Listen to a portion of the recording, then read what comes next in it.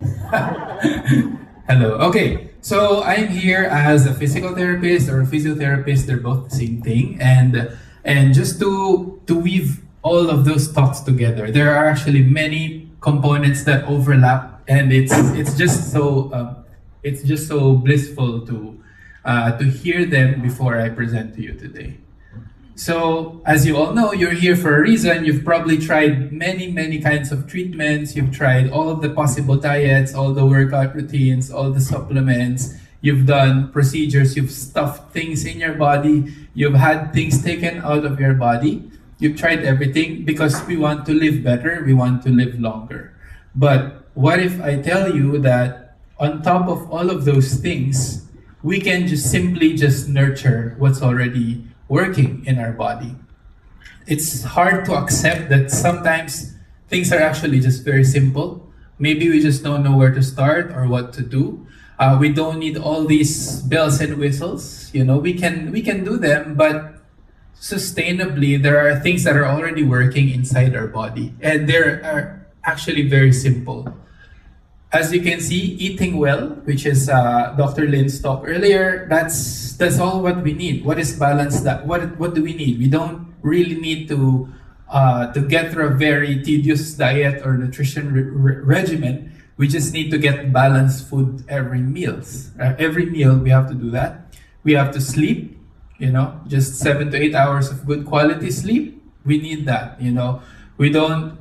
We need to stop ourselves from doom scrolling, from watching Netflix or whichever you subscribe to, and put an end to that and say I need to sleep and prioritize sleep. And most importantly, and that's a bias for me because this is my field, exercise or structured activity. On top of our day-to-day activities, like for people who are very active in life, for example, you're a cook or you work manual labor, you're a farmer. It's easy because you get some physical activity already because of your day-to-day life. However, for most people who are doing office work, which is most of us, we need to make an extra effort to move more. Okay, and that's my purpose for being here today, is to guide you how you can do that.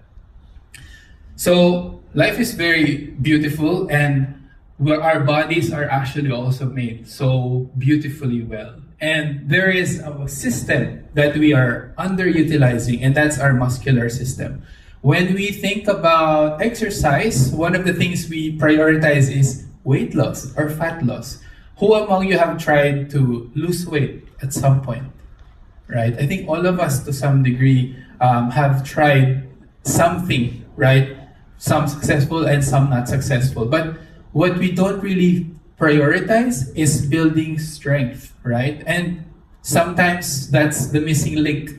And I see that in my patients. They've tried cardio, they've joined marathons, they've done everything they could, but they never did strength. And that is a big gap in training or in life as well. And the muscular system is it's an interwoven system of muscles. We have at least more than 600 muscles, different shapes, different sizes, all doing different things. They work in synergy with each other, and we just need to switch them on so that they know, so that we use them well. Aside from muscles, you have your ligaments, you have your tendons, you have your fascia, and your muscles connect to your nerves, your brain, etc.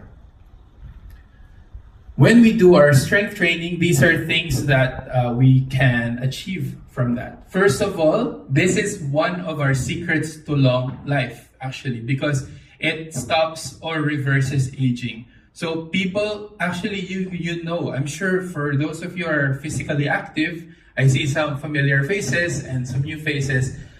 You just know when someone looks after themselves, right? You can just tell. They're happier, they're well built, they present themselves where their skin is clear. All of those add up. And for most people who have met, let's say I see many different kinds of clients and patients. A big chunk of them are in the senior group.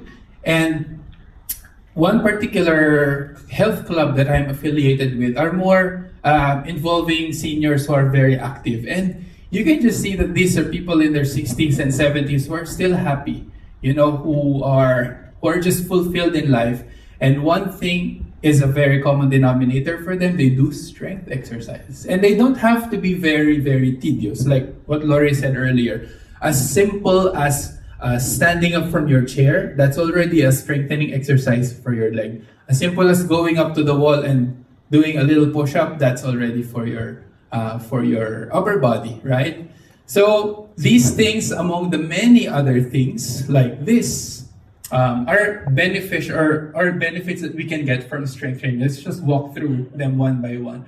So let's go to the second point over there, which is increase your basal metabolic rate. When we train your muscles, we actually convert them not just to move, their primary function is to move our body, but we can convert them into fat burning machines, right? Because we train them to use energy, to use and expel energy. So you train them. When we contract your muscle and then we relax your muscle, you develop some mechanism there that consumes energy. What does this mean? Strength training can help you with weight loss. And that's so, we don't usually hear that, but it's true.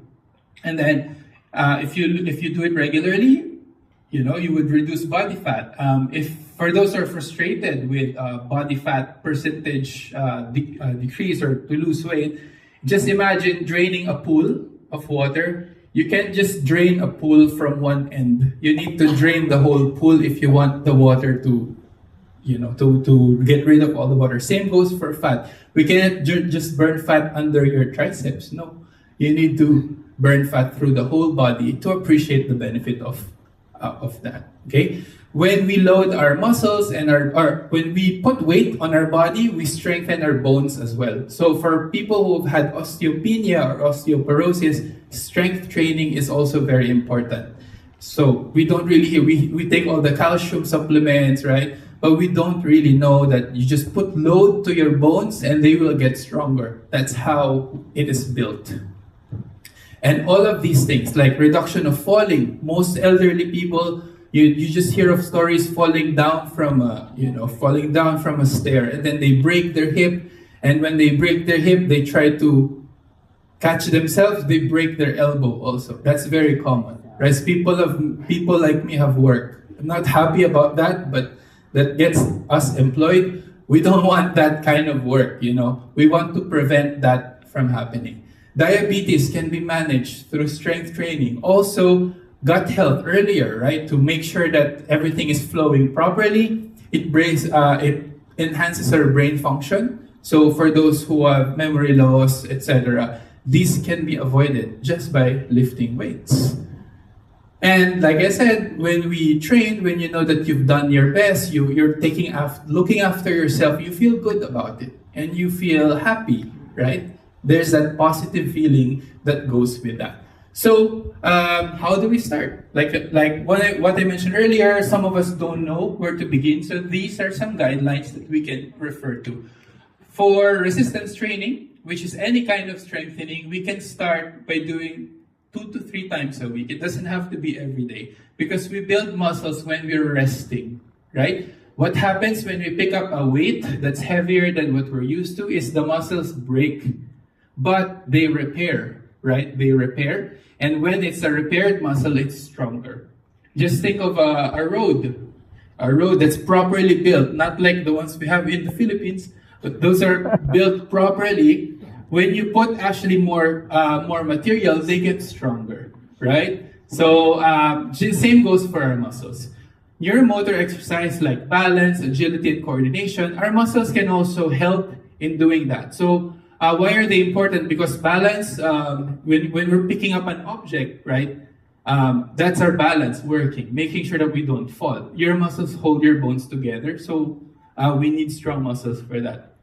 Agility, to move. If someone cuts you like a motorcycle, also we do that in the Philippines. It's a pedestrian, but it's just a display. Someone would just run over you and then you need to step out. That's agility, to change position quickly. We need that. Otherwise, we're gonna die, We don't want that yet. Coordination, if you like to dance on TikTok or you do whatever, that's coordination. We need that as well. Now, on top of those two, we need flexibility exercises because we can be strong, but if we can't move well, then we cannot appreciate movement. So flexibility in the form of stretching, like yoga, can be done twice a week. Cardio. Okay, what is cardio? So these are exercises that use your heart, make sure that they pump well, and then the blood flows, and then fat burns, etc. We can do moderate cardio. We can get into detail later on, but just as a brief, moderate cardio. If you're into like light to moderate exercises, 30 minutes a day, 5 times a week would be good enough. Okay. But if you have a little bit more of athleticism in you and you can do vigorous exercises, so these are like sports activities or exercises that challenge your heart rate more, 20 minutes instead of 30 is enough. And doing it 3 times a week versus 5 is already enough, right? Because of you're already challenging yourself more. And in terms of steps, we were told that we need 10,000 steps every day. Do you believe that? Yes. Yes? Okay, it's been disproven already. We don't really need 10,000 steps. But 7 to 8,000 is okay. But more than the numbers, what we need to do is to just step more than what we did yesterday. That's it. You know, you don't need to be pressured like, I need to finish my steps. Just look at how much steps you made and then do better tomorrow. And then compounding, there will be a compounding effect later on that you just like walking. So when you don't know what to do, when you are in pain, and this is limiting you from starting, and when you just don't have the drive, this is where professionals come in, like me and like the speakers that you have attended. And that's it. So to sum it up, we can nourish our own body to have a longer and more fulfilling life. Thank you.